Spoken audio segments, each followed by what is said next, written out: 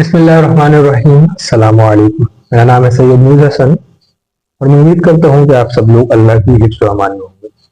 ناظرین محترم، جناب آدم علیہ السلام کی 9 جنریشن میں ایک شخص موجود تھا جسے اللہ رب العزت نے حکم دیا کہ آپ ایک اتنی بڑی کشتی بنائیں کہ جس میں آپ موجودہ وقت کے تمام تر پاک جانداروں کا ایک ایک جوڑا اور وہ لوگ جو کہ ایمان لے آئے ہیں انہیں آپ بٹھا سکیں۔ اس شخص نے اللہ رب العزت سے نہ کوئی گلہ کیا نہ شکوہ، کیونکہ اس وقت جس بستی میں وہ شخص موجود تھا وہاں پر پانی کا نام و نشان بھی نہیں تھا۔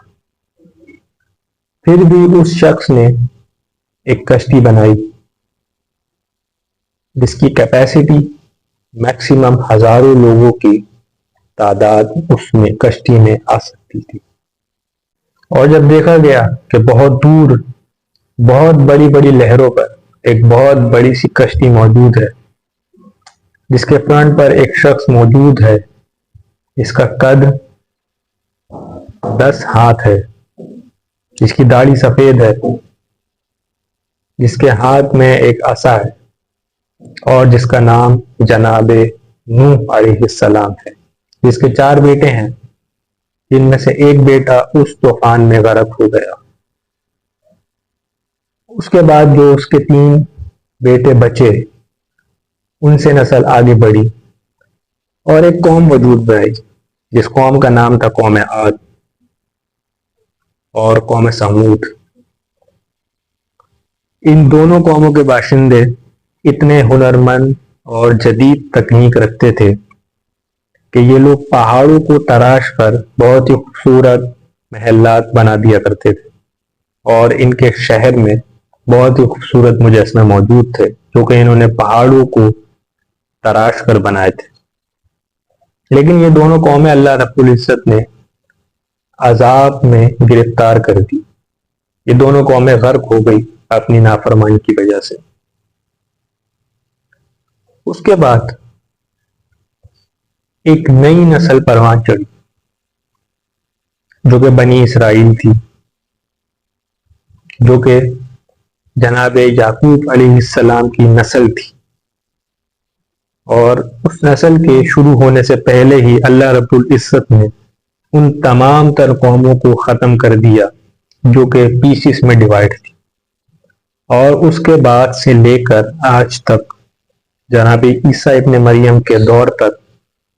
آج سے تقریباً 1900 سال پہلے کے دور تک وہ قوم آباد رہی، یعنی کہ قوم بنی اسرائیل۔ جو کشتی بنائی گئی اللہ رب العزت کے حکم سے، جس نے بنائی، جس کے بیٹے تھے، جس کا ایک بیٹا غرق ہوا، 3 بیٹے بچے، پھر دوبارہ نسل آدم آگے بڑھی،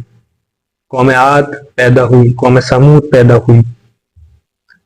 ان کی طاقت کا یہ حال تھا کہ ان کے قد 40 ہاتھ تھے اور انہیں سوائے موت کے اور کوئی بیماری نہیں ہوتی تھی۔ ان میں سے ایک قوم پر اللہ عز و جل نے آگ برسائی، دوسری قوم کو تاش کے پتوں کی طرح بکھیر دیا، پھر بنی اسرائیل کو ان پر لا کر حاکم بنایا، جیسا کہ اللہ رب العزت کا قرآن میں فرمان ہے کہ اگر تم ہمارے احکامات نہیں مانو گے تم سے بہتر لوگوں کو تم پر لا کر مسلط کر دیا جائے گا۔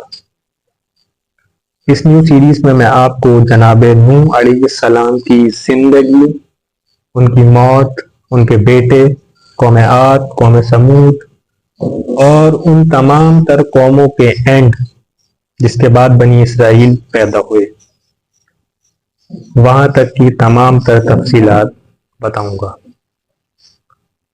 اشارے کے لیے آپ کو بتا دوں کہ قوم عاد پر جناب ہود علیہ السلام کو بھیجا گیا تھا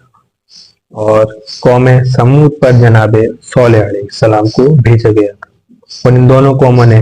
ڈیمانڈ کی تھی معجزے کی، انہیں معجزہ دکھایا گیا لیکن ان لوگوں نے ایمان قبول نہیں کی، اور اللہ رب العزت نے ان دونوں قوموں کو غرق کر دیا۔ حالانکہ طاقت میں یہ قوم عمالقہ سے بھی بہت زیادہ بڑھ کر تھی. اور قوم عمالقہ کے بارے میں آپ کو نہیں پتا تو